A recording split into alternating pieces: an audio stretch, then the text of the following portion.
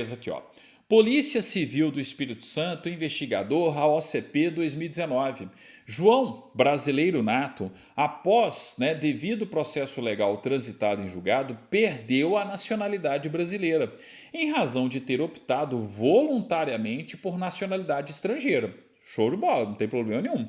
É isso mesmo, tá? Em regra, quem opta pela nacionalidade de um outro país perde a brasileira. João, brasileiro nato, após devido processo legal transitado em julgado, perdeu a nacionalidade brasileira, em razão de ter optado voluntariamente por nacionalidade estrangeira. Anos depois, João retornou ao Brasil e adquiriu nacionalidade brasileira por meio de naturalização. Tudo bem, certinho, tá? Pode acontecer isso, professor? Pode.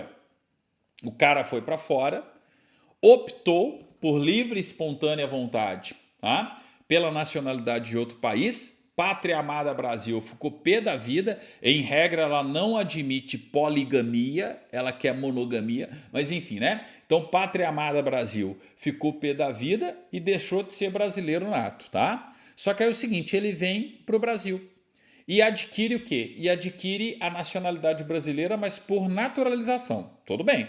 Toda essa historinha aí que eles contaram é possível, ok? Ok. Aí vem, ó. De acordo com a Constituição Federal, assinale qual dos cargos a seguir poderá ser ocupado por João. Então, o que eu tenho que lembrar? O João, ele é brasileiro naturalizado, ok? Se ele é brasileiro naturalizado, ele pode ocupar o cargo de ministro do Supremo Tribunal Federal? Não. Ele pode ocupar o cargo de oficial das Forças Armadas? Não. Ele pode ocupar o cargo de embaixador? Não. Ele pode ser senador? Pode. O que ele não pode ser é presidente do Senado. Ok? E ele pode ser ministro de Estado da Defesa? Pode. Tá? Aliás, pode não. Não pode, desculpe, né? Não, tá? Ó, ele pode ser ministro de Estado da Defesa? Não. Peraí, professor. Então é uma questão simples. É uma questão sobre o artigo 12, parágrafo 3º da CF 88. Exatamente. Quais são os cargos privativos de brasileiro nato? Presidente e vice-presidente da República, presidente da Câmara dos Deputados, presidente do Senado. Então eu posso ter um deputado federal naturalizado? Posso. Eu posso ter um senador naturalizado? Posso. O que eu não posso ter é o presidente da Câmara, o presidente do Senado, presidente da Câmara, presidente do Senado, cargo privativo de brasileiro nato. Entenderam? Ok. Além disso, ó, além, de presidente e vice-presidente da República, presidente da Câmara, presidente do Senado, os ministros do Supremo Tribunal Federal.